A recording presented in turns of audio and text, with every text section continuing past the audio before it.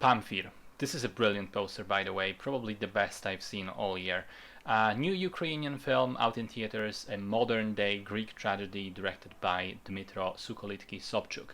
The titular Pamfir is a nickname of Leonid, a middle-aged man who returns to his home village in Ukraine for a short break from his work on emigration in Poland.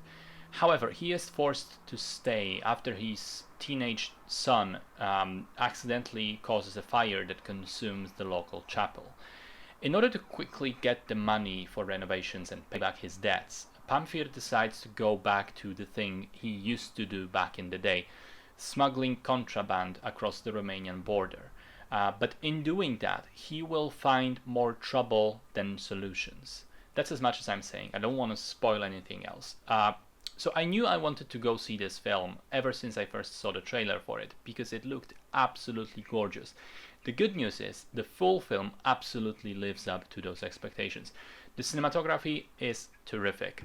Between the framing and staging of the shots, which many of them look like paintings, the camera work, which often involves long, unbroken takes following the characters around, the choices to zoom in on extreme close-ups in some key moments, and last but not least, the use of light and color, especially the color red, which is used to a spectacular effect to evoke a sort of hellish feeling. Like whenever the red lighting or red smoke is present, it made me feel like a gate to a sort of evil dimension was opening up, like it was a sign of the tragedy about to consume the characters. So it looks just beautiful.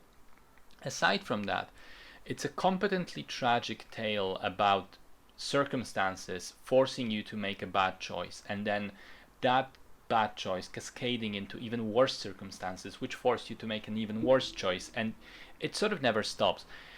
What I did like was the amount of tension that the film creates, the way it handles the backstory of the characters and the sort of past that is explained, their backgrounds, they're explained not through direct exposition but through snippets of dialogue here and there, and then by the end we get the full picture of how they ended up where they are and why they are such people.